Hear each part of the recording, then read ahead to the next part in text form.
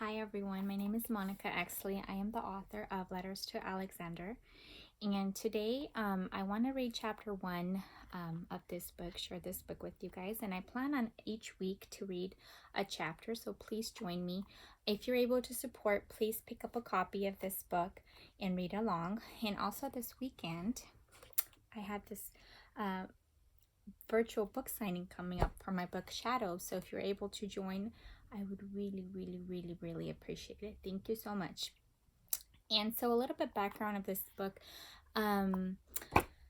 This book's based on a true story, and it happened 4 years ago. I wrote it 4 years ago, and I published it, and I released it into the world. And I haven't been able to read it, or I haven't been able to read it since. So today we're going to be reading it together. So if I get a little teary-eyed, just know that it's just probably because it's bringing back memories and things, so bear with me. Okay, so here we go. In loving memory of Alexander Timothy Exley, March 21st, 2016 to April 11, 2016. Chapter 1, Baby on Board.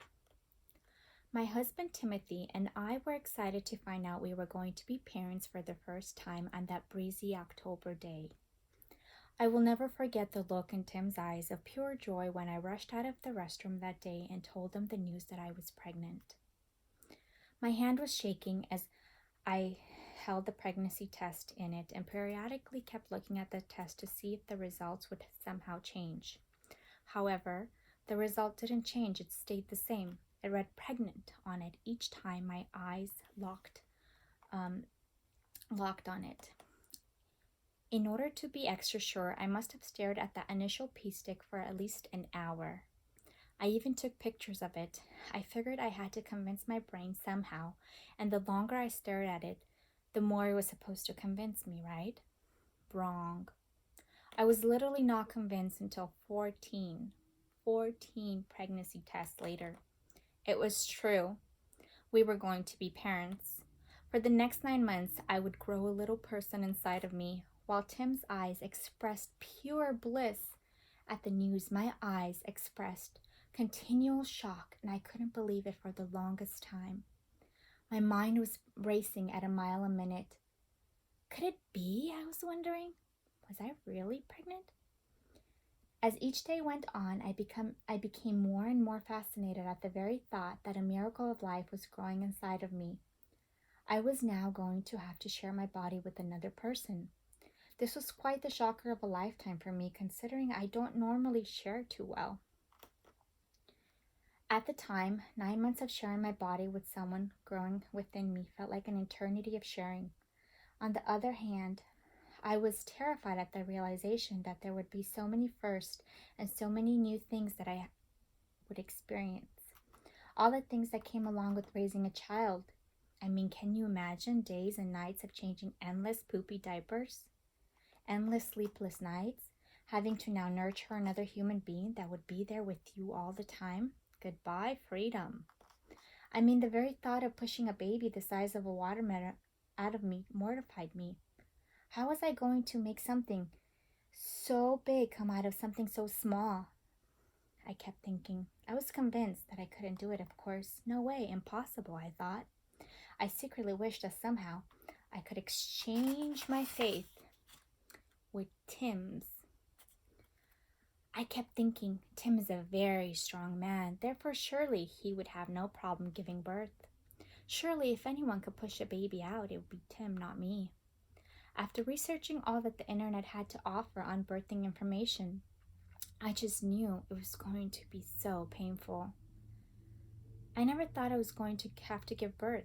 It's funny how things turn out sometimes, though, especially considering that this time would be my time. It would be my turn to give birth. I waited 30 years to have a baby.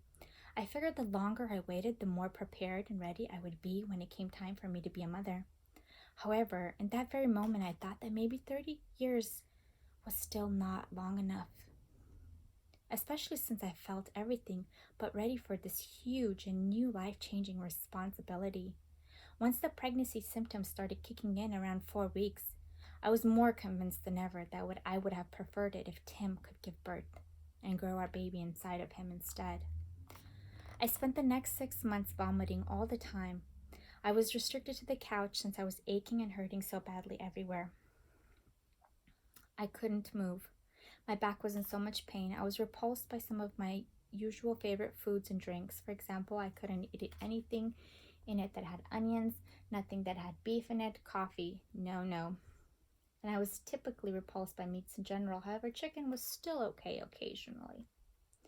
On the other hand, I was always craving fruit, cereal, milk, beans, rice, and my favorite, the spicy chicken sandwich from Carl's Jr. I had an enhanced sense of smell and would smell urine, oil leaks on the freeway, and burnt fast food from miles away. Gross. As time went on, Tim and I started reading more and more about parenting on the internet. In addition, we watched all kinds of gestational and birthing videos. Tim even purchased me an online book on what to expect when expecting. For Christmas that year, we decided to buy our first and very own Christmas tree. It was a very small Charlie Brown sized Christmas tree. However, it was ours and we loved it. We decorated it with such love and enjoyed watching movies when all the lights were off. On Christmas Day, Tim and I each opened our presents, and we gave each other presents consisting of baby items and things we thought the baby would need. Collectively, we ended up getting the baby a bunch of things, from bottles and diapers, wipes, toys, baby boy clothes, a baby tub, books, and more. However, among all the things we got for him, 2 things in particular stood out. A yellow teddy bear. Sure, I have it right here actually. I'm going to share a little bit at the end about that. And with a recording in it that goes something like this: "Now I lay me down to sleep. I pray the Lord my soul to keep." And the second thing was an outfit that Tim got for him that said "Adventurer" on it. After we opened the presents, Tim, being the chef that he is, started cooking a special Christmas dinner with roast beef being the main dish. Oh man, it is so delicious. I stuffed my face and even have seconds like 3 times. After dinner, we packed in the car, and along with my father-in-law, we head to the movie theater to watch the Star Wars movie that had just come out.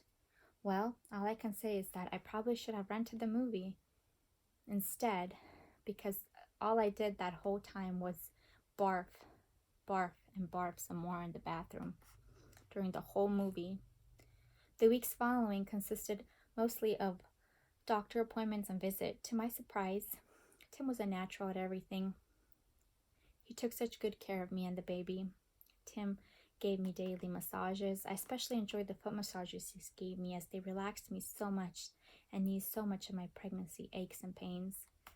On some days, he drove for hours in order to find a food that I was craving. Whew. Okay. He made sure that I always remember to take my prenatal pills each day. Plus, he literally took off work for each of the doctor appointments because he wanted to be there for me and the baby. He was great, and I will forever be grateful to him, as he made my first pregnancy experience a lot more bearable. I don't think that I could have survived being pregnant with Tim by my side. So that's chapter 1. And here is the little bear. It's actually more like a little duck. So I've actually had this in storage this whole time, and I just took it out, and I feel like the smell is just bringing back flooding of that experience. So I will just leave you guys with this little saying here, and then I'll see you guys next week for chapter 2. Okay, thank you for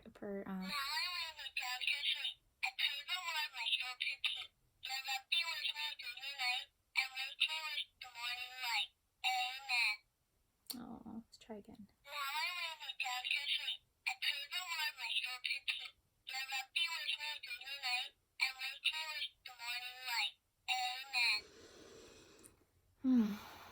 Okay, guys, I will see you guys next week for chapter 2. Thank you so much for joining, and don't forget to give this video a like and subscribe, okay? Thank you.